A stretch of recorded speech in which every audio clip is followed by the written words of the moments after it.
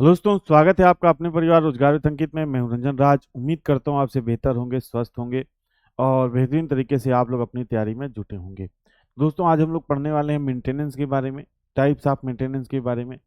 और साथ ही साथ जो समय बचेगा, मैं आपके लास्ट में उसमें जो डाउट होंगे आपके टेक्निकल से संबंधित, वो आप पूछ सकते हैं। ठीक है, तो आज की क्लास में हम लोग यही करने वाले हैं, थोड़ा सा मेंटेनेंस के बारे में पढ़ने वाले हैं।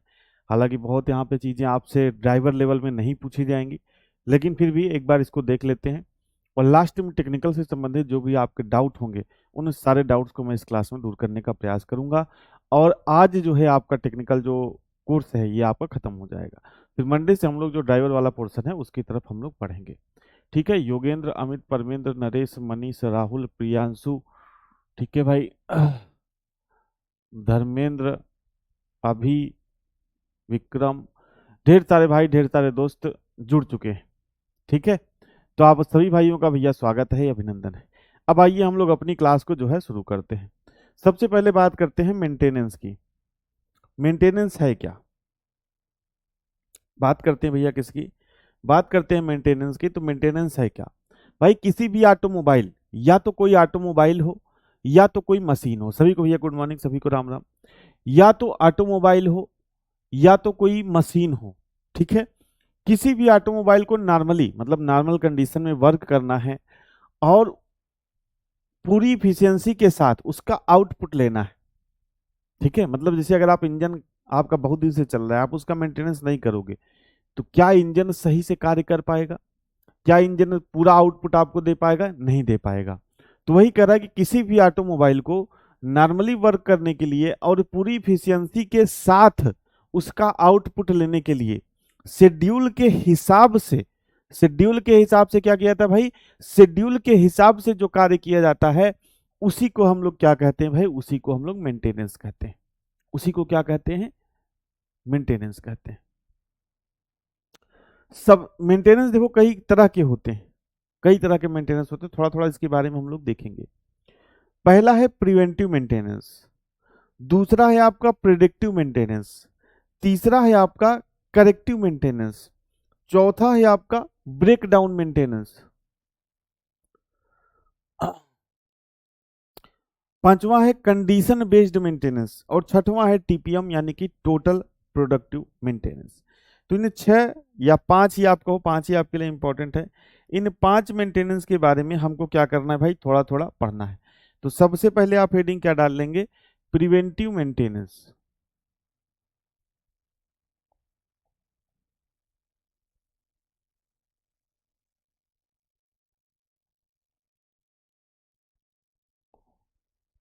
सबसे पहले आप हेडिंग क्या डाल लेंगे भाई?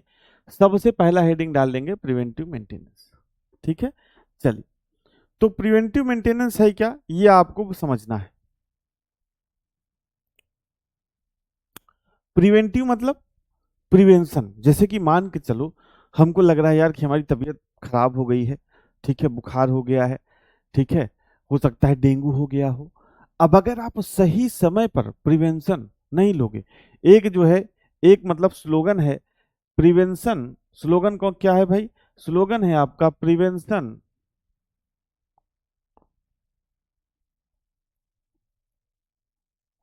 प्रिवेंशन इज बेटर देन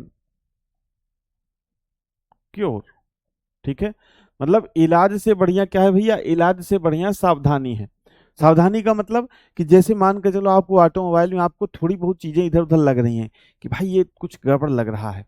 ठीक है, अब अगर कोई वो चीज टूट जाएगी या खराब हो जाएगी तो आप उसका इलाज तो करा लोगे, ठीक है, लेकिन अगर आप उसको सही समय पर ही प्रिवेंट कर लो, प्रिवेंट मतलब सावधानी बरत के उसको पहले ही आप सही कर लो, तो हो सकता है आप जो है इलाज से बच जाओ। तो यही क्या है? यही है आपका जो है प्रिवेंटिव मेंटेनेंस। इसमें आप लिखोगे ऑटोमोबाइल की स्थिति देखकर,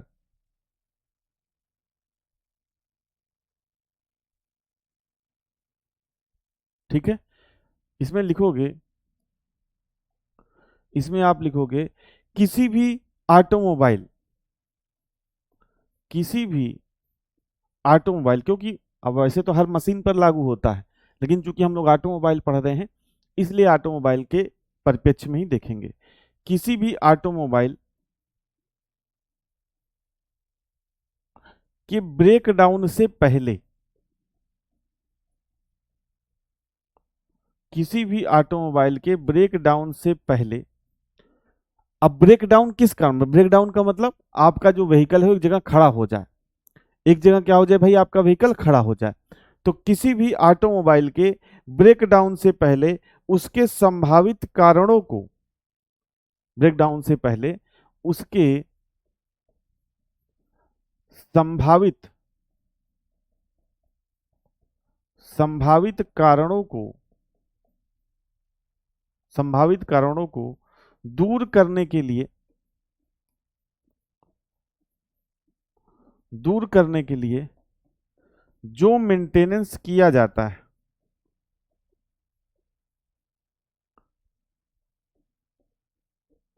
जो मेंटेनेंस किया जाता है उसे क्या कहते हैं भाई, उसे ही हम लोग क्या कहते हैं, उसे ही प्रिवेंटिव मेंटेनेंस कहते हैं।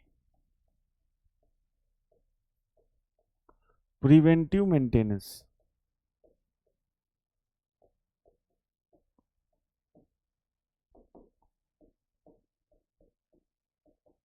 अब जो प्रिवेंटिव मेंटेनेंस है इसका एक नाम और है, इसका दूसरा नाम क्या है भाई, प्रिवेंटिव मेंटेनेंस के ही हम लोग क्या कहते हैं भाई, शेड्यूल मेंटेनेंस।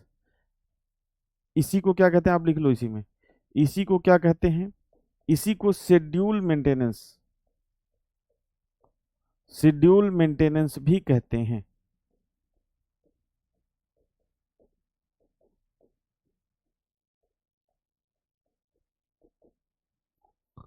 जो प्रिवेंटिव मेंटेनेंस है इसी को क्या कहते हैं, शेड्यूल मेंटेनेंस भी कहते हैं। दूसरा आप हेडिंग डालेंगे, थोड़ा थोड़ा यहां पे देख लेंगे। दूसरा है आपका predictive maintenance. Predictive maintenance,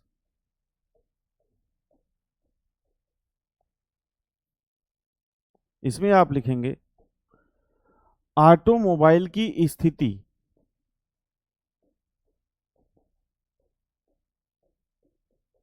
automobile की स्थिति देखकर जो असामान्यता यानी कि एबनॉर्मिलिटी, ठीक है, जो असामान्यता दिखाई देती है, जो असामान्यता मतलब नॉर्मल नहीं है आपका व्हीकल, उसमें कुछ असामान्यता आ गई है। जैसे मान के चलो आपके व्हील में कुछ डग आ गया है, ठीक है, किसी बियरिंग में वाइब्रेशन हो रहा है, इंजन बहुत ज्यादा वाइब्रेशन कर रहा है, इंजन बहुत ज्यादा धुआं दे रहा है, तो नॉर्मल कंडीशन तो नहीं है, नॉर्मल कंडीशन तो नहीं है भाई। तो कैसी कंडीशन हो गई, एबनॉर्मल कंडीशन। तो ऑटोमोबाइल की स्थिति देखकर जो असामान्यता दिखाई देती है,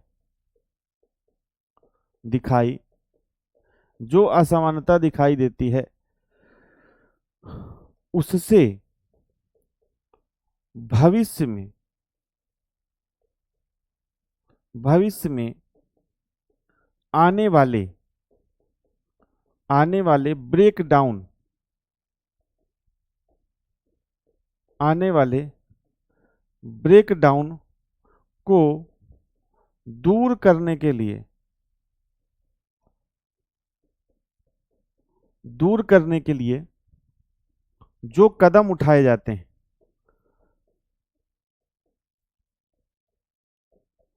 जो कदम उठाए जाते हैं उसे ही क्या कहते हैं भाई, उसे ही प्रिडिक्टिव मेंटेनेंस कहते हैं।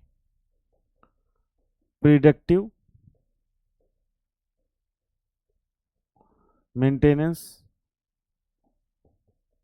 कहते हैं। प्रेडिक्टिव मतलब समझ रहे हो, प्रेडिक्ट करना, प्रेडिक्ट करना, भविष्य के बारे में प्रेडिक्ट करना कि भाई अगर हमारे ऑटोमोबाइल में कोई एक समस्या आ रही है, तो छोटी समस्या है, तो इससे भविष्य में बहुत बड़ी समस्या आ सकती है। भविष्य में क्या हो सकती है भाई, बहुत बड़ी समस्या आ सकती है। तो हमने पहले ही क्या कर लिया, अपने पहले ही बड़ी समस्या को प्रेडिक्ट कर लिया उस छोटी समस्या से। समझ रहे हो बात को, प्रेडिक्ट करना, जैसे भविष्यवाणी, जैसे आज मान लो कोई मैच है किसी का टीम का, आईपीएल का, तो मैं प्रेडिक्ट कर रहा हूं कि भाई आज हो सकता है सीएसके जीते, या हो सकता है दिल्ली जीते, ठीक है, या सनराइजर जीते, कोई और जीते, तो मैं प्रेडिक्ट कर रहा हूं ना। अब प्रेडिक्ट कैसे करूंगा कि भाई, प्रेडिक्ट कैसे करूंगा कि भाई ये टीम अच्छी है, इस टीम की बॉलिंग अच्छी है, इस टीम की बैटिंग अच्छी है, ये पावर प्ले में बहुत बढ़िया मार देता है, तो इस टीम की जीतने की संभावना ज्यादा है। इसी तरीके से जब आपके ऑटोमोबाइल में कोई छोटी समस्या आती है, जैसे कि मान के चलो इंजन आपका धुआं दे रहा है, कूलिंग सिस्टम सही से वर्क नहीं कर रहा है, ब्रेकिंग सिस्टम सही से वर्क नहीं कर रहा है, तो आप समझोगे कि भाई हाँ ये दिक्कत है, अगर मैं इसको सही नहीं करूंगा तो इससे बड़ी समस्या आ सकती है। ठीक है, ब्रेकडाउन हो सकता है, मतलब हमारा जो ऑटोमोबाइल है कहीं पर खड़ा हो सकता है। ठीक है, तो हम क्या करेंगे, उसको पहले ही मेंटेनेंस कर लेंगे, तो जो ब्रेकडाउन की स्थिति है वो क्या हो जाएगी, खत्म हो जाएगी। तो प्रिवेंटिव मेंटेनेंस क्या है भाई, प्रिवेंटिव मेंटेनेंस को शेड्यूल मेंटेनेंस भी कहते हैं। शेड्यूल मेंटेनेंस का मतलब रूटीन मेंटेनेंस। जैसे आप कार निकालते हो, तो कार निकालोगे तो सही चीज क्या है भाई, हफ्ते 10 दिन पे जो भी आपका रूटीन है उसमें क्या करोगे, उसमें जो है चेक करोगे भाई ऑयल का लेवल सही है कि नहीं, जो कूलेंट का लेवल है वो सही है कि नहीं, हवा वगैरह सही है कि नहीं। तो ये सभी क्या है, प्रिवेंटिव मेंटेनेंस। प्रिडिक्टिव मेंटेनेंस क्या है, कोई छोटी समस्या आ गई तो बड़ी समस्या इससे आ सकती है, उसको प्रिडिक्ट करके इस छोटी समस्या को पहले ही सही कर देना, यही क्या है आपका प्रिडिक्टिव मेंटेनेंस है। तीसरा वाला कौन सा था भाई, तीसरा वाला था आपका करेक्टिव मेंटेनेंस। तीसरा है आपका करेक्टिव, करेक्टिव, करेक्टिव मेंटेनेंस।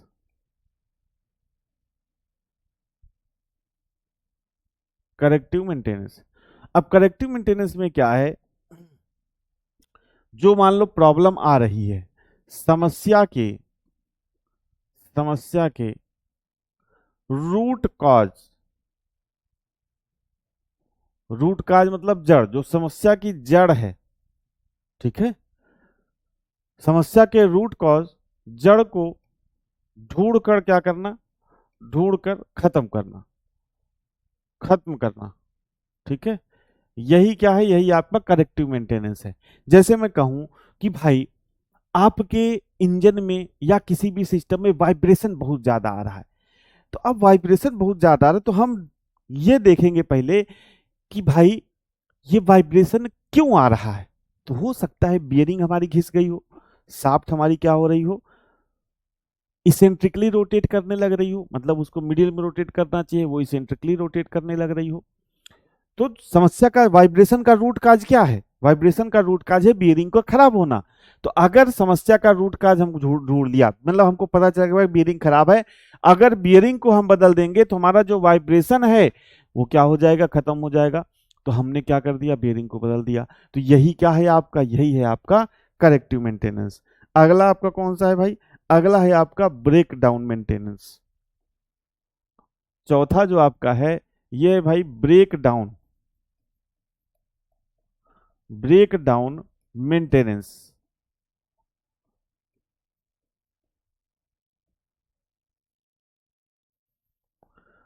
इसे सबसे खराब मेंटेनेंस माना जाता है। ठीक है भाई, ये क्या है, ये सबसे खराब मेंटेनेंस है, सबसे खराब मेंटेनेंस है। पूछा जाएगा सबसे खराब मेंटेनेंस कौन सा होता है, वेरी बैड जो मेंटेनेंस है वो कौन सा होता है, तो आप कहोगे सबसे जो खराब मेंटेनेंस होता है वो आपका ब्रेक डाउन मेंटेनेंस होता है। वो क्या होता है भाई, वो आपका ब्रेक डाउन मेंटेनेंस होता है। अब देखिए ब्रेक डाउन क्या है भाई, जब ऑटोमोबाइल एकदम खड़ा हो जाए, कहे भैया अब तो हम नहीं चल पाएंगे, अब तो हम चलेंगे ही नहीं, जैसे मान के चलो, इसको सबसे खराब मेंटेनेंस क्यों कहा जाता है भाई, अगर आप ये ऊपर के तीनों मेंटेनेंस नहीं लोगे समय से, तो एट ए टाइम जो समस्या को आप दूर नहीं करोगे तो आपका व्हीकल कहीं रास्ते में क्या हो जाएगा, खड़ा हो जाएगा। अब किसी मान लो जंगली रात में, जैसे आप लोग भूतिया पिक्चर में देखते हो, जंगल भरी रात, अंधेर अमावस की रात है और आपको किसी सुनसान जगह पर वाहन खराब हो जाए, तो खराब होगा ना, क्या करोगे, कहाँ जाओगे, मैकेनिक कहाँ मिलेगा। तो इसीलिए ये जो ऊपर के तीन मेंटेनेंस है, ये मेंटेनेंस हमको करने चाहिए, ताकि जो हमारा मशीन है, ऑटोमोबाइल है, वो जो है बंद ना हो, ब्रेक डाउन ना हो। तो ब्रेक डाउन मेंटेनेंस क्या है, जब जब कोई मशीन क्या हो भाई, कोई मशीन या ऑटोमोबाइल, ऑटोमोबाइल क्या हो भाई, काम करना बंद कर दे।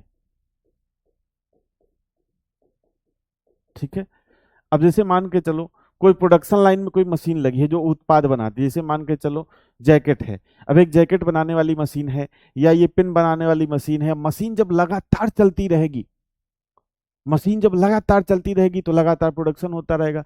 अगर मशीन बंद हो गई तो आपका मैनेजर भी खाली बैठा रहेगा, आपका जो वर्कर है वो भी खाली बैठा रहेगा। अरे यार मशीन ही खराब है, तो नुकसान किसका हो रहा है? आपका। इसी तरीके से मान के चलो ऑटोमोबाइल है, अब आप जा रहे हो यहाँ यूपी से निकले, जाना है दिल्ली, भाई इंटरव्यू है, बहुत जरूरी है, मीटिंग है, और पता चला रास्ते में आपका वाहन खराब, मीटिंग में पहुंच ही नहीं पाए। ठीक है, तो सबसे खराब क्या होता है? Breakdown maintenance.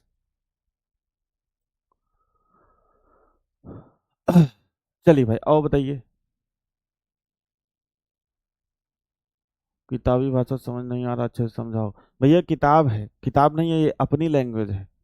किताब का तो तुम भूल ही जाओगे, तुमको और कुछ समझ में आएगा।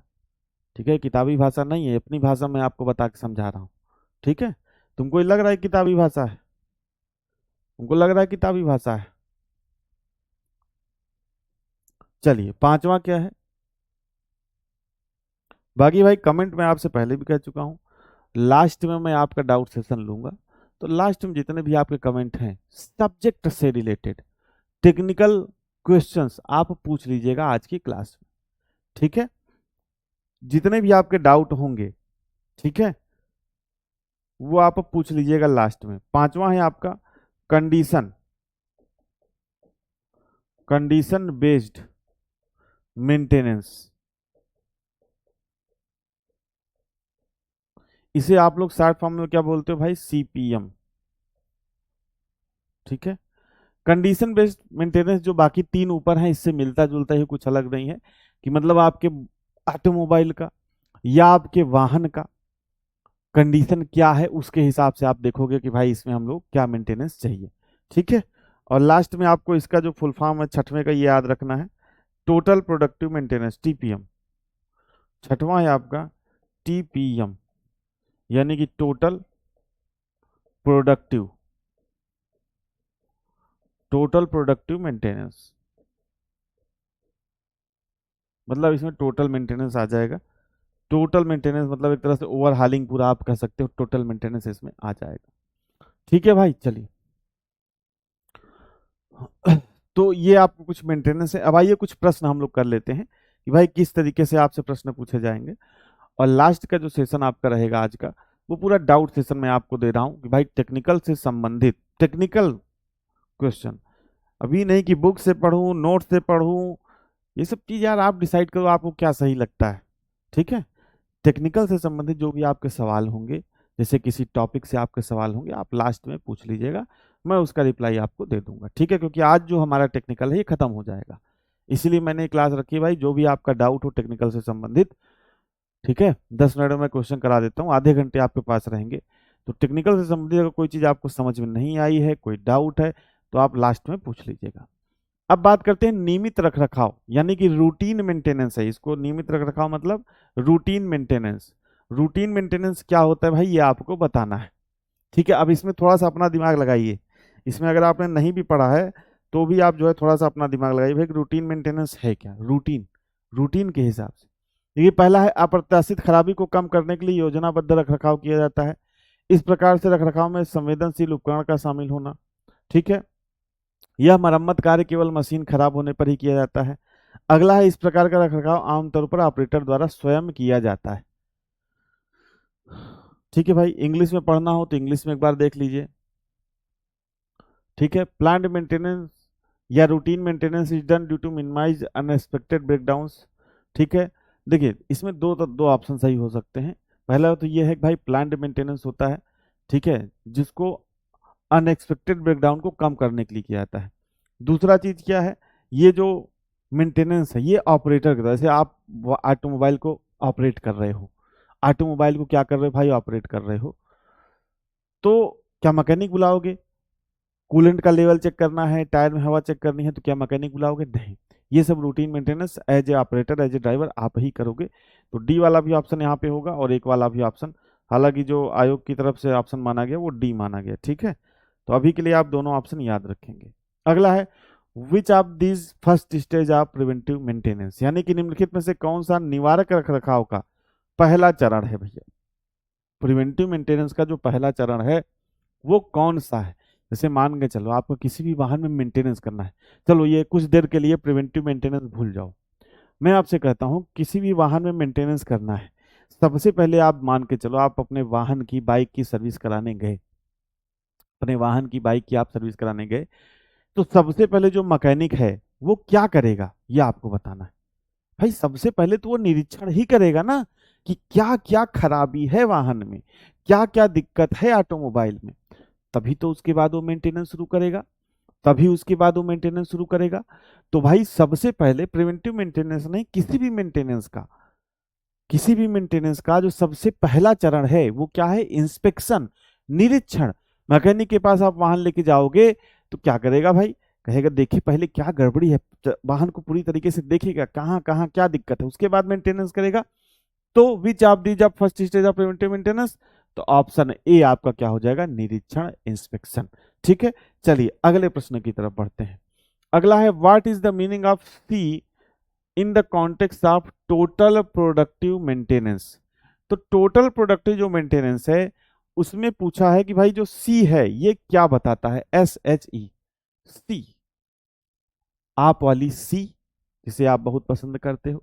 ठीक है, तो सी का मतलब होता है मेंटेनेंस के अगर परिप्रेक्ष्य में देखोगे तो सी का जो मेन वो होता है सेफ्टी, हेल्थ एंड एनवायरनमेंट।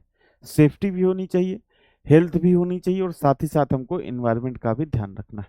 तो ऑप्शन क्या हो जाएगा भाई, ऑप्शन बी आपका यहाँ पर क्या हो जाएगा, सही हो जाएगा। ऑप्शन बी आपका यहाँ पर क्या हो जाएगा, सही हो जाएगा। ठीक है, चलिए आगे बढ़ते हैं। अगला प्रश्न है which of this is not a target of C under total productive maintenance. ठीक है, कह रहा है कुल उत्पादकता रख रखाव के तहत इनमें से कौन सा सी का लक्ष्य नहीं है। तो भाई देखो सी का लक्ष्य है कि दुर्घटना भी कम हो, हेल्थ को भी कोई क्षति ना पहुंचे और फायर आग वगैरह भी ना लगे। तो ऑप्शन डी आपका यहाँ पे सही हो जाएगा, इनमें से कोई नहीं। कह रहा है कि सी का लक्ष्य कौन सा नहीं है, तो भाई शून्य दुर्घटना, शून्य स्वास्थ्य क्षति, शून्य आग, ये सारे क्या होते हैं भाई, ये सारे सी के जो है टारगेट या लक्ष्य होते हैं। ठीक है, तो ये तीनों ऑप्शन सही है। तो कह रहा है कौन सा नहीं है, तो भैया इनमें से कोई नहीं, ऑप्शन डी आपका क्या हो जाएगा भैया, ऑप्शन डी आपका यहाँ पे सही हो जाएगा। ठीक है, आगे बढ़ते हैं। अगला है निम्नलिखित में से कौन सा निवारक रखरखाव का कार्य नहीं है। पहला है which of the following is not a function of preventive maintenance, यानी कि जो प्रिवेंटिव मेंटेनेंस का जो कार्य है वो इनमें से क्या नहीं है ये आपको बताना है।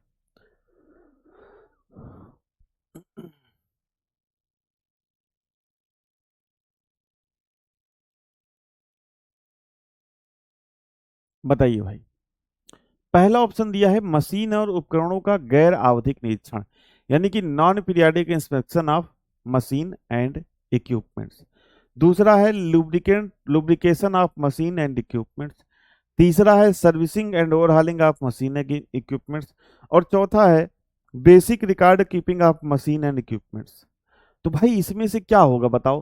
प्रिवेंटिव मेंटेनेंस, मैंने आपको बताया कि जो प्रिवेंटिव मेंटेनेंस है इसको हम लोग किस नाम से जानते हैं, तो भाई इसको हम लोग जानते हैं शेड्यूल मेंटेनेंस के नाम से। प्रिवेंटिव मेंटेनेंस देखिए यहाँ पर, प्रिवेंटिव मेंटेनेंस को मैंने आपको क्या बताया कि भाई जो प्रिवेंटिव मेंटेनेंस है इसे हम लोग शेड्यूल मेंटेनेंस भी कहते हैं। मतलब इसका एक शेड्यूल बना हुआ है पहले से। इसका क्या बना हुआ है भाई, इसका एक शेड्यूल बना हुआ है पहले से। तो शेड्यूल जब बना हुआ है तो भाई शेड्यूल बना रहेगा अगर, तो आप अपने मन से देखो यहाँ पे क्या लिखा है। ठीक है, नॉन पीरियोडिक मतलब बिना किसी पीरियड के आप प्रिवेंटिव मेंटेनेंस नहीं ले सकते। एक शेड्यूल होता है, उस शेड्यूल के हिसाब से आपको चलना होता है। तो निम्नलिखित में से कौन सा निवारक रखरखाव का कार्य नहीं है, तो आपका ऑप्शन नंबर ए यहाँ पर सही हो जाएगा। भाई बिल्कुल, मशीनों का बुनियादी रिकॉर्ड रखना और उपकरण लगाना बिल्कुल प्रिवेंटिव मेंटेनेंस का काम है। भाई अगर कोई चीज मान लो गड़बड़ है तो उसको बदलोगे नहीं, और रिकॉर्ड नहीं रखोगे कि क्या क्या किया प्रिवेंटिव मेंटेनेंस में, पता चला अगली बार फिर वही सामान बदल दे रहे हैं। तो प्रिवेंटिव मेंटेनेंस में जैसे मान के चलो basic record keeping of machine and equipments, सब इक्विपमेंट्स का रिकॉर्ड रखना कि इस बार प्रिवेंटिव मेंटेनेंस हमने क्या क्या किया, ये प्रिवेंटिव मेंटेनेंस में आता है। नॉन पीरियोडिक इंस्पेक्शन नहीं आता, पीरियोडिक इंस्पेक्शन आता है, शेड्यूल इंस्पेक्शन आता है। भाई समय समय पर आपको इंस्पेक्शन करना है। ठीक है, अगले प्रश्न की तरफ बढ़ते हैं। अगला है रखरखाव के संदर्भ में टीपीएम का अर्थ क्या है, यानी कि with reference to maintenance TPM stand for, बताइए भाई। ये तो मैंने अभी आपको बताया कि जो टीपीएम है उसका फुल फॉर्म क्या है।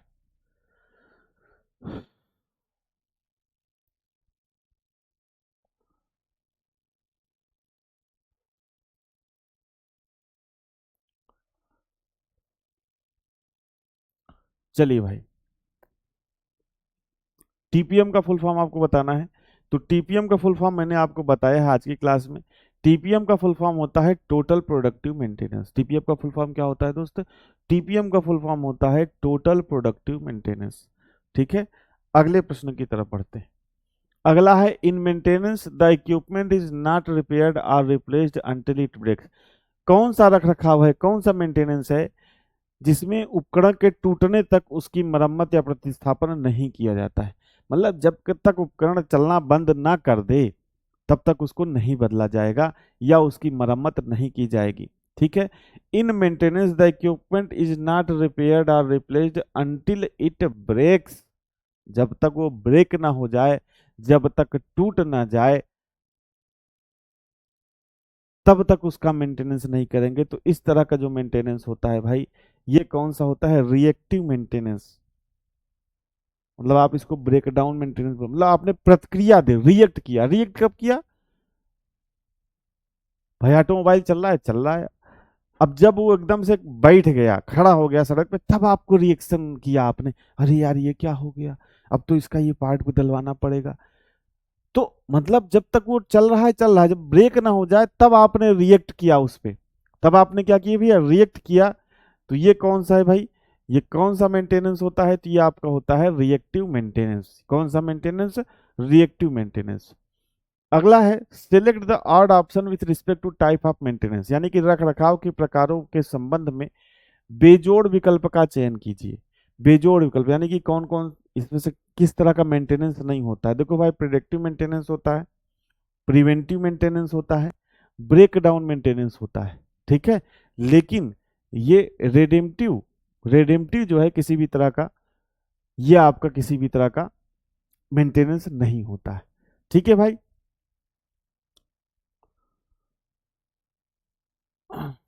गौरव कुमार भैया आप कहीं से भी पढ़े, कैसे पढ़े, वो आपकी मर्जी है यार, मुझे क्या प्रॉब्लम। बुक से पढ़िए, आप मेरे नोट से पढ़िए, कैसे भी पढ़िए, सिलेक्शन लेने से मतलब है। अब आप उसको डिसाइड करो कि आपको पढ़ना कहाँ से है। ठीक है, चलिए आगे बढ़ते हैं। अगला है काइजेन, एक जापानी वर्ड है विच मीन्स, इसका मतलब क्या है भाई? काइजेन एक जापानी वर्ड है जिसका मतलब होता है इम्प्रूवमेंट। ठीक है, एक प्रश्न और देख लीजिए और उसके बाद फिर आप अपने डाउट पूछ सकते हैं। What is the name of, बुनियादी रखरखाव में मशीनरी खराब को खराब होने से बचाने के लिए की जाने वाली जो गतिविधि है उसका नाम क्या है भाई? ठीक है, रखरखाव में खराब होने से बचाने के लिए की जाने वाली जो गतिविधि है उसको हम लोग बोलते हैं प्रिवेंटिव मेंटेनेंस। क्या बोलते हैं भैया? Preventive maintenance. क्या बोलते हैं? Preventive maintenance. ठीक है, चलिए अब बात करते हैं भाई आपके डाउट सेशन की। अब यहाँ पे भैया मैं पहले ही कह रहा हूँ, ये सब मत पूछना, बुक से पढ़ें, नोट से पढ़ें, फलाना से पढ़ें, ढिमाका से पढ़ें। भाई ये आप डिसाइड करोगे ना कि आपको कहाँ से पढ़ना है। ठीक है, मैं तो कहूंगा हमारे नोट से पढ़ो, ये करो, वो करो। अब आप कितनी आपकी कैपेसिटी है, आप उस हिसाब से डिसाइड करो आपको कहाँ से पढ़ना है, क्या दिक्कत है, क्या समस्या है। अब आप यहाँ पे डाउट सेशन है। ठीक है, डाउट सेशन है आपका, ये टेक्निकल का, ये आप सिंपल समझो, टेक्निकल में जो भी अभी तक आपने पढ़ा हुआ है। ठीक है, टेक्निकल जो भी अभी तक आपने पढ़ा हुआ है, आप यहां से टेक्निकल से आपको कोई दिक्कत है तो आप जो है प्रश्न पूछ सकते हैं। ठीक है, अब जो है प्रश्न पूछना शुरू करिए दोस्त, मैं सिर्फ और सिर्फ डाउट लूंगा यहाँ पे। ठीक है, अगर फिर आप इधर उधर सवाल करोगे फिर मैं रिप्लाई नहीं दूंगा दोस्त, आपको बुरा लगेगा। डाउट सेशन में आपको टेक्निकल से जो भी दिक्कत है आप पूछ सकते हैं। ठीक है, शिथिल करने के लिए प्रयुक्त है क्लच गियर बॉक्स, इंजन में पावर आयोगों को, हाँ देखिए बढ़िया प्रश्न आया भाई, रुक जाइए एक मिनट। इंजन में पावर की आयोगों को शिथिल करने के लिए पावर आयोगों आवेगों को भाई इंग्लिश में भेज देंगे ज्यादा से रहेगा, क्लच, गियर बॉक्स, विभेदक, फ्लाईव्हील। पावर आयोगों को आवेगों को भाई शिथिल करने के लिए जहां तक मेरे हिसाब से होगा फ्लाईव्हील। बाकी आप इंग्लिश में भी प्रश्न भेज देंगे तो ज्यादा सही रहेगा, क्योंकि पावर आवेग मतलब कुछ समझ में नहीं आ रहा है। ठीक है, चलिए अगला प्रश्न लेते हैं। टेक्निकल का पूरा सिलेबस, भाई टेक्निकल का पूरा सिलेबस एक दो क्लास में क्या समझा दिया हमने, तो आपको 40-45 क्लास में पूरा सिलेबस समझा दिया। ठीक है, और कोई प्रश्न हो तो भाई प्रश्न पूछिए।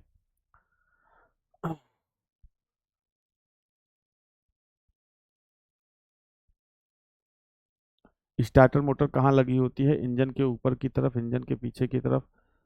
आप में अलग अलग आंसर है। देखिए यार, वैसा कोई कंडीशन तो पूछता नहीं कि इंजन में स्टार्टर मोटर कहाँ पर लगी होती है। स्टार्टर मोटर, ठीक है, स्टार्टर मोटर जो है इंजन में कहाँ पर लगी होती है?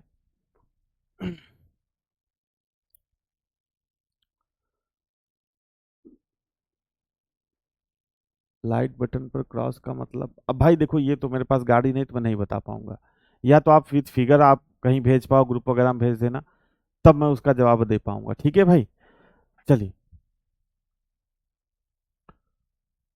हाईवे व्हीकल में निरोग रखने का क्या काम? निरोग मतलब भाई, निरोग मतलब मैं समझा नहीं। करवा देंगे भैया, क्वेश्चन वगैरह सब प्रोवाइड करा देंगे। ठीक है, ये देख लेना यार, आगे की तरफ जहां तक है लगी होती है, आगे की तरफ स्टार्टर मोटर।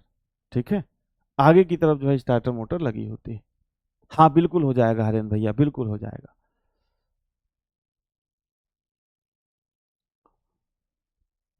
प्रेशर कैप क्या होता है? भाई प्रेशर कैप आपका रेडिएटर में लगा होता है। ठीक है, प्रेशर कैप, प्रेशर कैप कहाँ पर लगा होता है? रेडिएटर में, रेडिएटर में लगा होता है प्रेशर कैप। और ये क्या करता है? प्रेशर को बढ़ाता है, दाब को बढ़ाता है, दाब को बढ़ाता है। और दाब को जब बढ़ाता है तो इससे क्या होता है भाई? कूलेंट को, कूलेंट को उबलने से रोकता है। और इसका सारा कुछ मैंने आपको पढ़ाया हुआ है कूलिंग सिस्टम में, वाटर कूलिंग सिस्टम में। कूलेंट को उबलने से क्या करता है भैया? कूलेंट को उबलने से रोकता है। ठीक है, चलिए अगला प्रश्न बताइए। टेक्निकल में अच्छा स्कोर करने के लिए भी सबसे पहले थ्योरी निपटाइए और उसके बाद एमसीक्यू। ठीक है, चलिए। बिल्कुल भाई कोशिश करेंगे, अमन भाई बिल्कुल कोशिश करेंगे। 50 क्वेश्चन का क्विज दिया करो, मैराथन करा दो, ये करा दो, वो करा दो, चाहे हम पढ़ ना पाए लेकिन तुम करा सब। ठीक है, सब कराया जाएगा दोस्त, अब क्यों परेशान हो?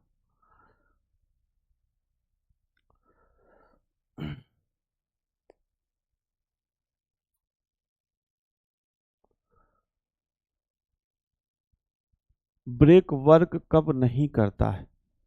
भाई ब्रेक, ब्रेक वर्क कब नहीं करेगा? भाई ढेर सारी कंडीशन है, ढेर सारी कंडीशन है। अगर हम लोग बात करें हाइड्रोलिक ब्रेक की, अगर हम लोग बात करें हाइड्रोलिक ब्रेक की, ठीक है, तो पहला तो वर्क कब नहीं करेगा? जब एयर आ जाएगा, जब जो है लाइन में क्या आ जाएगा भाई? जब लाइन में एयर आ जाएगा, एयर आ जाएगा। ठीक है, दूसरा कंडीशन क्या है भाई? जो ब्रेक फ्लूइड है, ब्रेक फ्लूइड है वो लीक हो जाएगा, लीक हो जाएगा मतलब बाहर निकल गया। अगर हम लोग कंडीशन में बात, और हाइड्रोलिक ब्रेक में भी यही होगा भाई, अगर आपका कंप्रेसर वर्क नहीं कर रहा है, हवा को कंप्रेस कर, हवा का प्रेशर ही नहीं, तो आपका एयर ब्रेक काम नहीं करेगा। अगर आप बात करोगे मैकेनिकल ब्रेक की, ठीक है, मैकेनिकल ब्रेक, तो भाई अगर जिस वायर के थ्रू आप जो है ब्रेक शू को एक्टिवेट कर रहे हो, अगर वो टूट जाएगा तो आपका ब्रेक वर्क नहीं करेगा। मतलब डिपेंड अपॉन ऑप्शन कि ऑप्शन में क्या दिया है उसमें से सही ऑप्शन हमको चुनना पड़ेगा। और बताइए भाई। नहीं भैया मोहित डागर, आपका प्रश्न आ रहा है लेकिन आप प्रश्न पूछिए ना। ठीक है,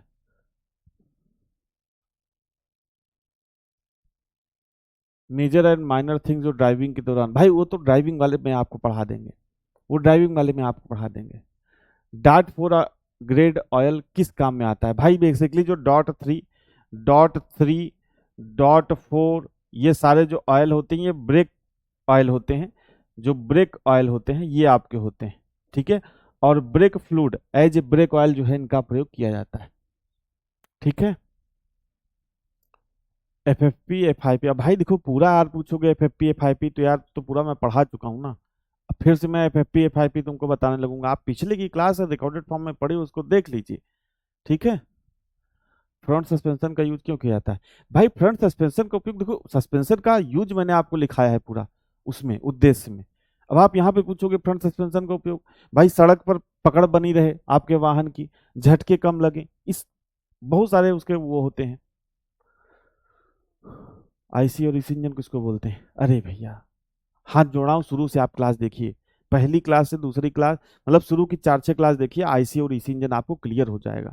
मैं ये नहीं कर रहा हूँ कि दोस्त आपको डाउट नहीं बताऊंगा, लेकिन यार ऐसे डाउट मतलब वही है कि पूरी रामायण खत्म हो गई और आप लास्ट में पूछोगे कि भाई रावण को मारा किसने, ठीक है। तो ये थोड़ा सा दोस्त गड़बड़ है, ठीक है। आईसी इंजन आपको पता है, आईसी इंजन इसे हम लोग बोलते हैं इंटरनल कंबस्टन इंजन, और इसमें फ्यूल का दहन कहाँ पर होता है? सिलेंडर के अंदर।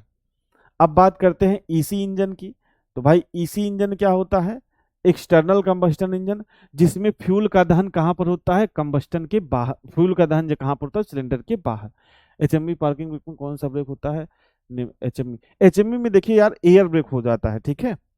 लेकिन आपसे जब पूछेगा एचएमवी तब हैवी मोटर व्हीकल में आपका एयर ब्रेक हो जाता है, एयर ब्रेक, ठीक है।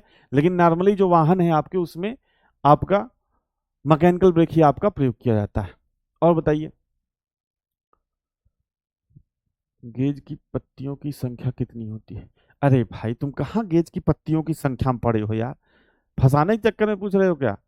फीलर गेज, ठीक है।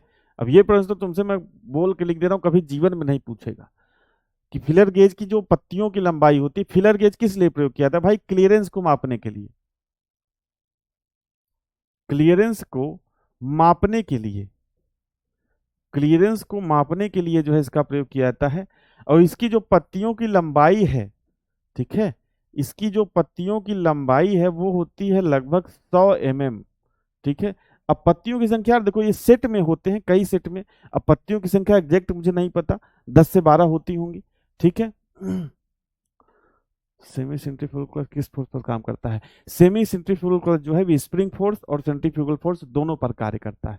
राहुल यादव भाई, जो सेमी सेंट्रीफ्यूगल क्लच है वो सेंट्रीफ्यूगल फोर्स और स्प्रिंग फोर्स दोनों पर कार्य करता है, ठीक है। और बताइए,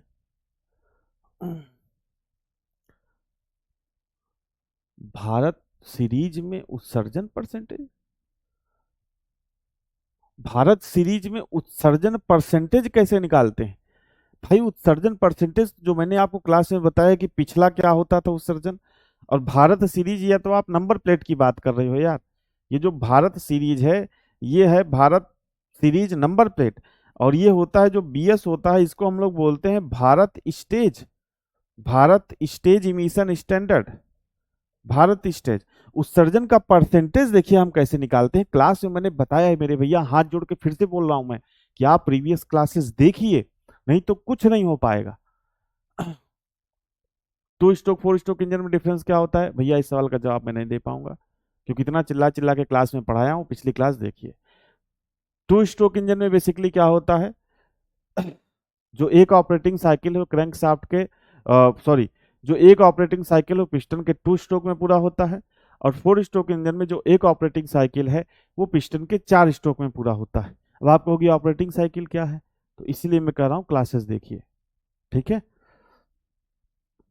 चलिए, एक पूछ रहा है स्पार्क प्लग क्या होता है, बताओ ऐसे लोगों को क्या होगा? ऐसे लोगों का सिलेक्शन कभी हो पाएगा लगता है दोस्त?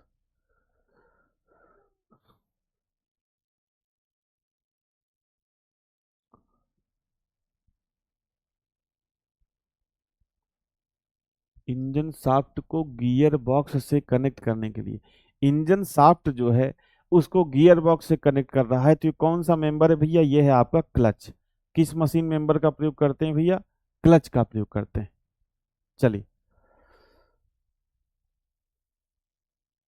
क्वेश्चन लैंग्वेज समझ में नहीं आती भाई।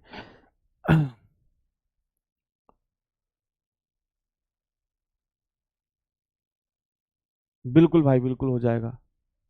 अरे यार कमेंट बहुत तेज चला जा रहा है, रुक जाओ भाई, कमेंट बहुत तेज चला जा रहा है। 4x4 में भाई दो डिफरेंशियल होते हैं।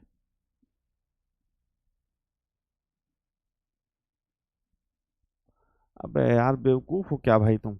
ठीक है, आगे की तरफ या लिख लो पीछे की तरफ।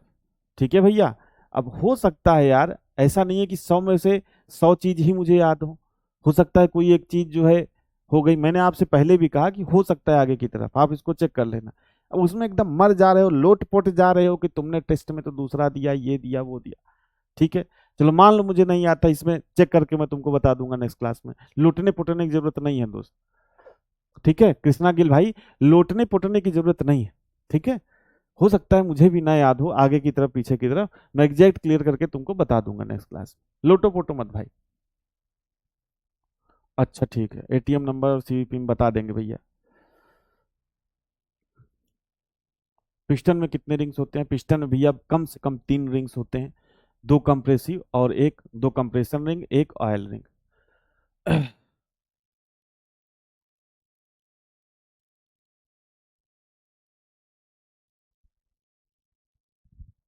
एम्बियंट टेम्परेचर सेंसर नहीं पता दोस्त, क्योंकि सेंसर मैंने नहीं पढ़ाया है, तो एम्बियंट टेम्परेचर सेंसर के बारे में मुझे नहीं पता। अगर प्रश्न है एग्जैक्ट तो आपको ऑप्शन के साथ पूछिए, फिर मैं उस पर रिसर्च करूंगा और फिर उसका आंसर आपको जरूर दूंगा। और अगर प्रश्न नहीं है, अपने मन से आपकी जिज्ञासा के लिए पूछ रहे हो, तो दोस्तों जिज्ञासा तो बहुत आपके अंदर होगी, तो उसको मैं शांत नहीं कर पाऊंगा।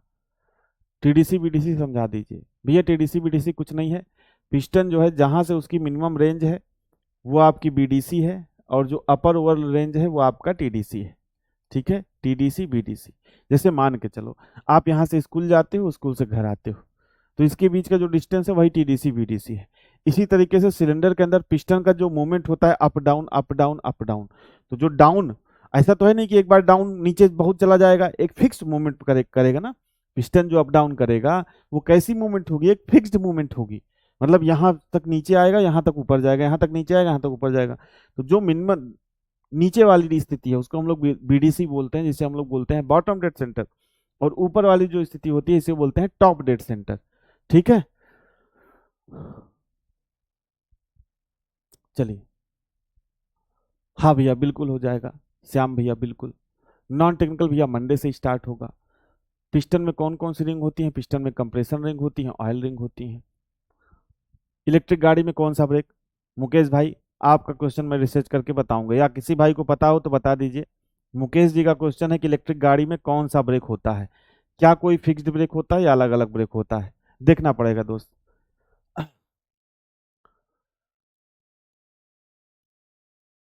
रिंग पिस्टन के किस भाग पर लगी होती है? भाई अपर भाग पर लगी होती है, उसके सरफेस पर लगी होती है।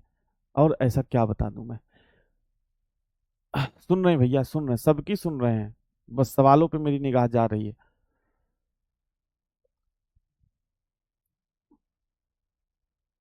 पावर स्ट्रोक में कैम शाफ्ट कितने डिग्री रोटेट करता है? देखिए भाई, अगर आप बात करोगे 4 स्ट्रोक इंजन की, तो 4 स्ट्रोक इंजन में आपको पता है ये 4 स्ट्रोक होते हैं। ठीक है, 4 स्ट्रोक होते हैं। अब मैंने आपको बताया है कि एक स्ट्रोक में जो क्रैंक शाफ्ट रोटेट करता है वो 180, ये 180, ये 180 और ये 180। अब अगर आप बात करोगे, मैंने आपको जो रेशियो बताया है, रेशियो बताया है किसका? Crankshaft is to camshaft. Crankshaft is to camshaft का जो रेशियो है वो 2:1 होता है। मतलब अगर क्रैंक शाफ्ट 2 चक्कर घूमेगा तो कैम शाफ्ट 1 चक्कर घूमेगा, मतलब इसका आधा। तो अगर ये कितना घूम रहा है भाई? अगर ये क्रैंक शाफ्ट आपका 180 डिग्री घूम रहा है, तो कैम शाफ्ट हर स्ट्रोक में कितना डिग्री घूमेगा भैया? 90 डिग्री घूमेगा हर स्ट्रोक में। सिर्फ पावर स्ट्रोक की बात नहीं है, हर स्ट्रोक में जो कैम शाफ्ट है वो 90 डिग्री घूमेगा। ठीक है, गाड़ी चलते चलते रुक जाए तो क्या करें भैया? मेंटेनेंस करेंगे तो गाड़ी चलते चलते नहीं रुकेगी।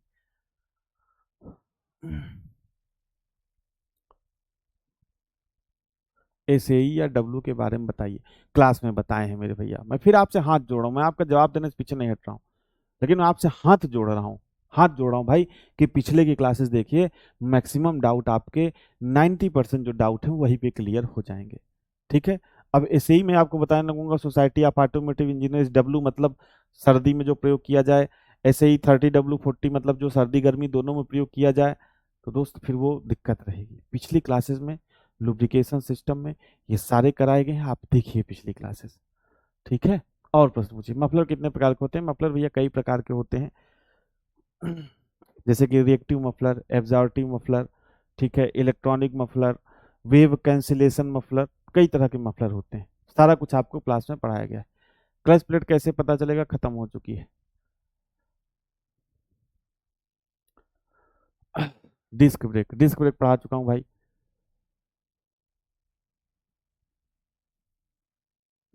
और बताइए, रिंग किस धातु का बना होता है? रिंग जो मोस्टली है प्राय कास्ट आयरन या स्टील का बना होता है। जो पिस्टन रिंग है वो तो कास्ट आयरन या स्टील का बना होगा। ठीक है भाई,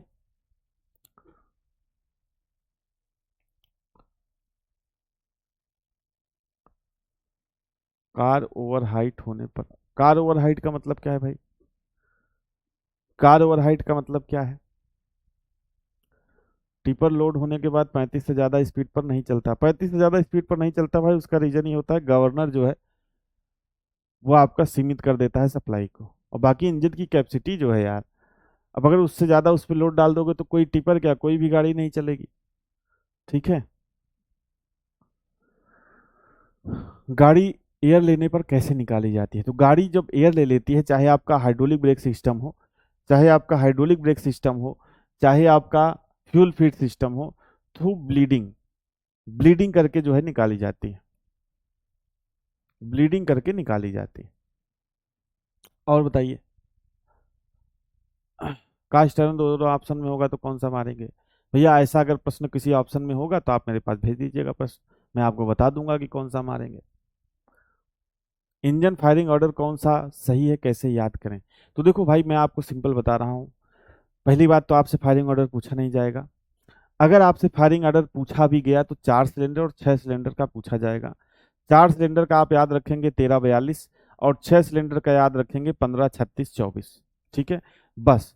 और इसके पहले 1 2 3 वाले में जो 3 सिलेंडर होता है, इसमें 1 2 3 या 1 3 2 ये फायरिंग ऑर्डर होता है। 2 सिलेंडर में चाहे 1 2 कर लो, चाहे 2 1 कर लो, तो ये 4 5 5 सिलेंडर इंजन बेसिकली होता नहीं है, तो 6 सिलेंडर हो गया। तो यही बस आपको याद रखने हैं, इससे ज्यादा आपसे पूछेगा नहीं। ठीक है, 4 स्ट्रोक में कैमशाफ्ट की संख्या 1 और 2 होती है। समझे नहीं भाई, कि मतलब 4 स्ट्रोक में कैमशाफ्ट की संख्या 1 या 2 होती है? देखिए, कैमशाफ्ट की संख्या आपकी डिपेंड करती है। देखिए, ये जो कैमशाफ्ट की नंबर आप कैमशाफ्ट आप पूछ रहे हो ना, ये मतलब कैमशाफ्ट की संख्या, कैमशाफ्ट की संख्या। ठीक है, तो भाई देखो, ये 4 स्ट्रोक इंजन है, 2 स्ट्रोक इंजन है। 2 स्ट्रोक इंजन तो कैमशाफ्ट रहेगी नहीं बेसिकली पेट्रोल इंजन में। कैमशाफ्ट की संख्या डिपेंड करेगी जो आपका सिलेंडर का अरेंजमेंट है। सिलेंडर का क्या है भैया? अरेंजमेंट। सिलेंडर का जो अरेंजमेंट है उस पर डिपेंड करेगी। ठीक है, कि भाई सिलेंडर किस तरीके से, कैमशाफ्ट का मेन कार्य क्या है यार? वाल्व को खोलना बंद करना, वाल्व को खोलना एवं बंद करना। देखिए, खोलना एवं बंद करना, ध्यान से समझिएगा। अगर मैं कहूं कि इनलाइन सिलेंडर है, इसके ऊपर हमने वाल्व लगा दिए हैं, ठीक है, एक बार हमको इनलेट वाल्व खोलना है, एक बार एग्जॉस्ट वाल्व खोलना है, तो हो सकता है एक ही कैमशाफ्ट से आपका काम चल जाए। अगर मैं आपसे कहूं कि भाई वी तरीके का, इस तरीके का इंजन है, तो एक कैमशाफ्ट हमको इधर देनी पड़ेगी इधर, और एक कैमशाफ्ट देनेगी इधर। तो मतलब सिलेंडर का अरेंजमेंट कैसा है, नंबर ऑफ कैमशाफ्ट उस पर डिपेंड करेगा। ठीक है, और बताइए भाई, टीडीसी का फुल फॉर्म होता है top dead centre.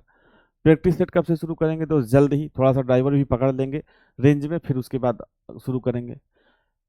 Sir crank shaft एक चक्कर में 180 डिग्री घूमती है? नहीं भैया, एक चक्कर में तो, एक चक्कर का मतलब समझ, आप खुद देखो अपने प्रश्न में फंस जा रहे हो तब धारी भाई। क्रैंक शाफ्ट एक चक्कर में 180 डिग्री कैसे घूमेगी? एक चक्कर तो जब गोला होता है तो 360 डिग्री हो गया ना। वो एक स्ट्रोक में, ये 180 डिग्री जो घूमती है एक स्ट्रोक में, पिस्टन के एक स्ट्रोक में 180 डिग्री घूमती है। ठीक है भाई, चलिए और पूछिए, और बताइए। हाइब्रिड गाड़ी पढ़ा देंगे यार, तुम तो हाइब्रिड गाड़ी पीछे परेशान हो।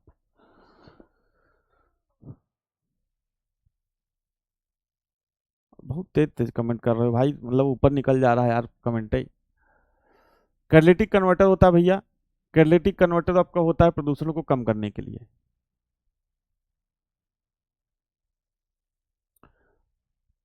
गाड़ी के टायर में मैक्सिमम हवा कितनी होती है?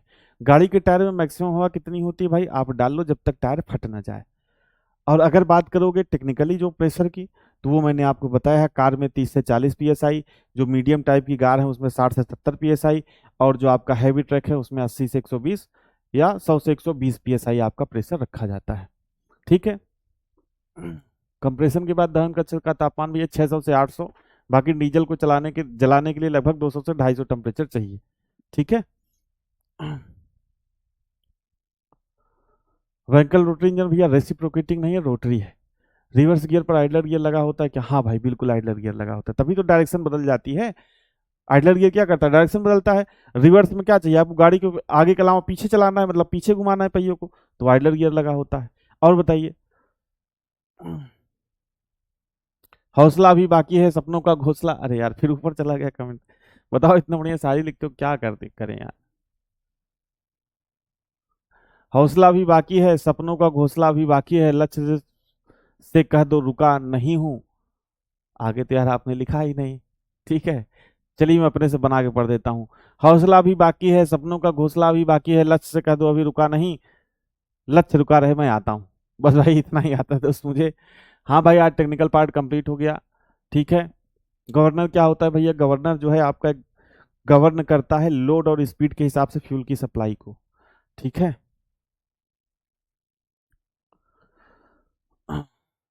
टीसीपी का फुल फॉर्म नहीं पता यार, पता नहीं कितने फॉर्म है, फुल फॉर्म है दुनिया में, मुझे क्या पता टीसीपी फुल फॉर्म। आप किस परिप्रेक्ष्य में पूछ रहे हो टीसीपी का full form? Air fuel ratio मुख्य रूप से कितने रेशियो में मिलाया जाता है? ठीक है भाई। अगर आप बात करोगे दोस्त पेट्रोल इंजन की, अगर आप बात करोगे किसकी, पेट्रोल इंजन की, देखिए एक होता है स्टियोमेट्रिक रेशियो, बहुत टेक्निकल चीज है।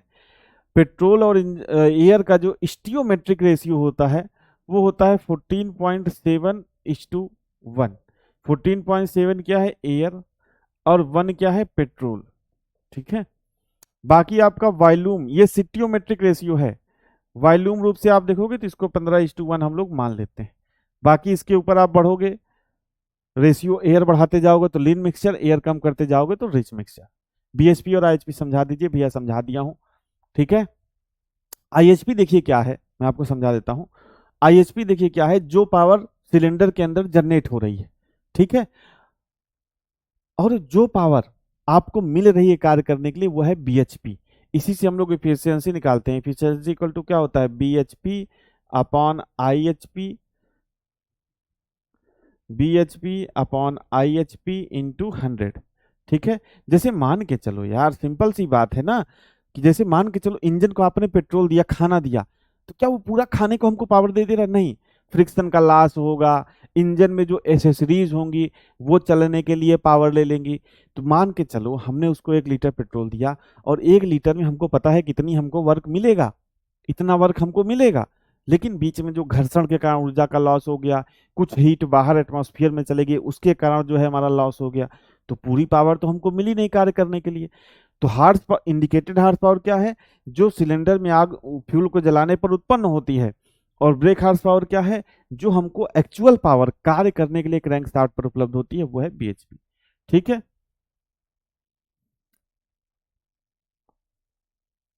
बता तो दिया भैया राजकुमार लोधी भाई, मुझे टीसीपी का फुल फॉर्म नहीं पता। किस परिप्रेक्ष्य में पूछ रहे हो तब मैं बता पाऊंगा। अरे यार दुनिया में पता नहीं कितने फुल फॉर्म है, मैं याद करके थोड़ी बैठा हूँ। आप पूछो कि हाँ भाई इस सिस्टम में टीसीपी क्या रिप्रेजेंट करता है, तब मैं बता पाऊंगा ना दोस्त।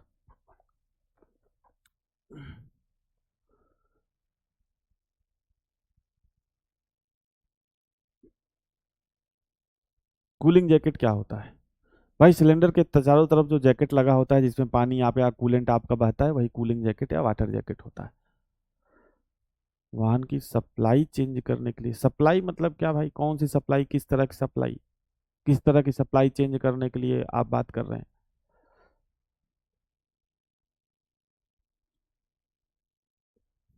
और बताइए भाई, और कोई जेन्युइन प्रश्न हो तो बताइए।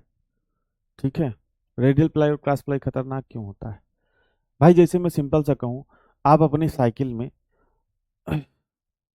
खतरनाक का मतलब ये है भाई कि मतलब दिक्कत होगी आपको वाहन को चलाने में। जैसे आपने आगे कोई दूसरा टायर लगा दिया कोई दूसरे डिजाइन का, सिंपल समझो एक साइकिल में आगे मोटा टायर लगा दिया पीछे पतला लगा दिया, या आगे पतला लगा दिया पीछे मोटा लगा दिया, तो दिक्कत होगी ना चलाने में वाहन को।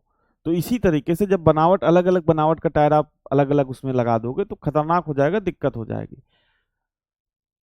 बैकफायर का मतलब यह है भाई, जब देखो जो आपका एग्जॉस्ट सिस्टम है उसमें जब जो है कार्बन बहुत ज्यादा जमा हो जाता है, तो वो गैस बाहर नहीं निकल पाती, जो एग्जॉस्ट गैस है वो फिर पीछे की तरफ जाने लगती है, उसी को हम लोग बैकफायर बोलते हैं। क्रैंकशाफ्ट के नीचे से 70 डिग्री राइट कौन सा पार्ट होता है? नहीं पता गौतम भाई, इतना टेक्निकल तो मुझे भी नहीं पता। क्रैंकशाफ्ट के नीचे से 70 डिग्री के एंगल पर कौन सा पार्ट होता है? नहीं पता दोस्त, ईमानदारी के साथ जो चीज नहीं पता, नहीं पता। ठीक है, आपको बनना है भाई बन जाइए, लेकिन जो चीज मुझे नहीं पता नहीं पता। ठीक है, बाकी जो चीज जेन्युइन होती है मैं आपसे बोलता भी हूँ, मैं रिसर्च करके बताऊंगा। ठीक है, जो लगता है कि हाँ ये प्रश्न ड्राइवर लेवल का है पूछ सकता है। पूछ रहा क्रैंकशाफ्ट के 70 डिग्री के से कौन सा पार्ट लगा होता है? बढ़ जाएंगे भाई, नंबर कम आ रहे हैं, बढ़ेंगे, मेहनत करते रहिए।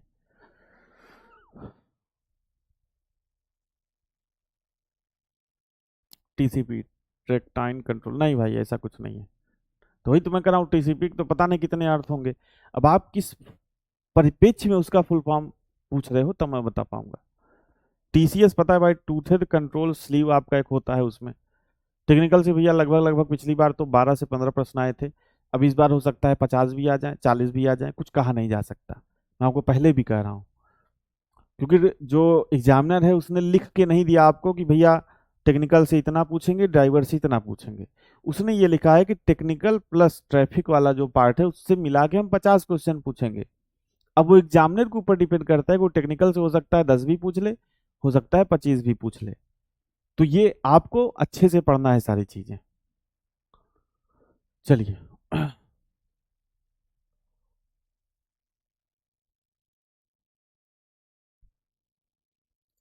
फिसलने पर स्टीयरिंग व्हील, जब है जिस दिशा में फिसल रही है उसी दिशा में शायद मोड़ देना चाहिए।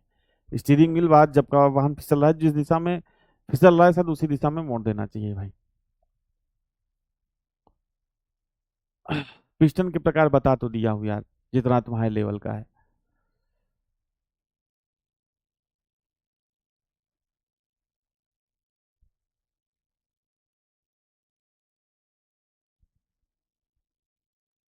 हाइड्रोलिक ब्रेक में कितने पिस्टन होते हैं? भाई वो ब्रेक की बनावट पे डिपेंड करता है। अगर नॉर्मल ब्रेक है हाइड्रोलिक ब्रेक, तो एक ही सिलेंडर, एक ही मास्टर सिलेंडर होगा, एक ही पिस्टन होगा। ठीक है, मास्टर सिलेंडर पिस्टन की बात कर रहा हूँ। बाकी आप देखोगे तो व्हील सिलेंडर, जितने व्हील में आपके हाइड्रोलिक ब्रेक लगे होंगे उसमें सिलेंडर पिस्टन अलग अलग होगा। अगर आप टेंडम मास्टर सिलेंडर में जाओगे तो master cylinder, tandem master cylinder की असेंबली में दो सिलेंडर दो पिस्टन हो जाएंगे। बाकी इसके अलावा जो चारों व्हील में आपके सिलेंडर पिस्टन लगे होंगे वो अलग है। ठीक है। चलिए भाई, तो एक बार आप लोग थम्स अप करके बता देंगे कि दोस्त जो आप अभी तक आपने पढ़ा टेक्निकल वो आपको पसंद आया है। ठीक है, और आप प्रश्नों को कर पा रहे होंगे। मैं एक चीज दोस्त ईमानदारी के साथ बोलता हूँ कि 100% की गारंटी में नहीं लेता, लेकिन 90% की गारंटी में लेता हूँ कि 90% प्रश्न आपकी परीक्षा में फंस रहे होंगे इसी क्लास से। ठीक है, और अभी जिन भी लोगों ने अच्छे से पढ़ा होगा, उनकी बात नहीं कर रहा हूँ कि जो एक क्लास आए देखे या कमेंट करने आते हैं, जो रेगुलर क्लास से जुड़े हुए हैं, वो प्रीवियस ईयर क्वेश्चंस अगर आप उठा के देखेंगे तो आप मैक्सिमम प्रश्नों को, मैक्सिमम का प्रश्न का मतलब 90%, 100% यार देखो मैं ईमानदारी के साथ बोलता हूँ कोई नहीं फंसा पाता 100 में से 100।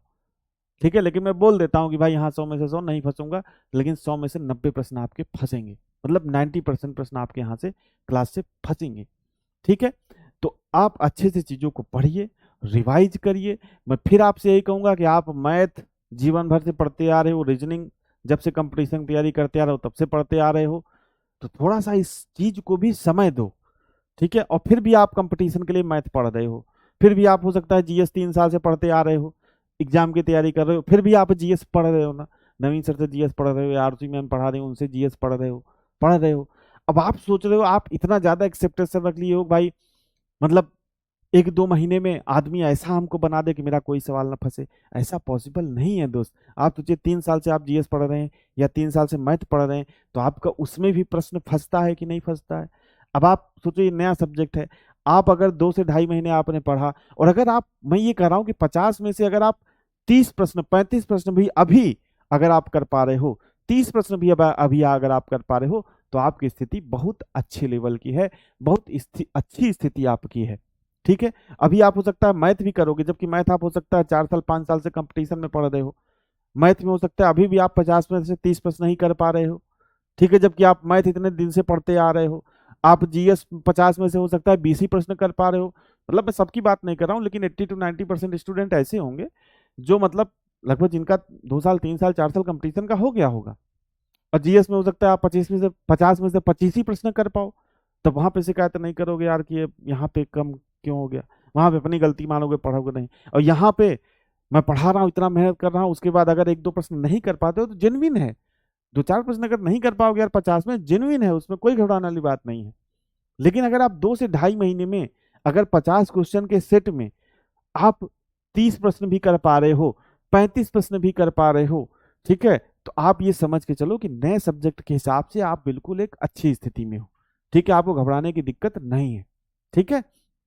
बाकी जैसे जैसे हम लोग अभी आगे बढ़ेंगे, प्रैक्टिस सेट वगैरह मैराथन वगैरह सब आपके लिए चलेगी, आपको बिल्कुल भी टेंशन लेने की जरूरत नहीं है, ठीक है। तो उम्मीद करता हूँ टेक्निकल आपको अच्छे से समझ में आया होगा।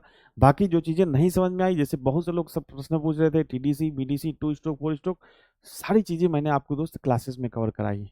अगर आप क्लासेस देखेंगे, ध्यान से देखेंगे, तो सब कुछ आपका जो है कवर हो जाएगा, ठीक है। तो आज के सेशन में हम लोग यहीं तक रखते हैं, बाकी मंडे से जो आपका ड्राइवर वाला सेक्शन है वो हम लोग यहाँ पे शुरू करेंगे, ठीक है।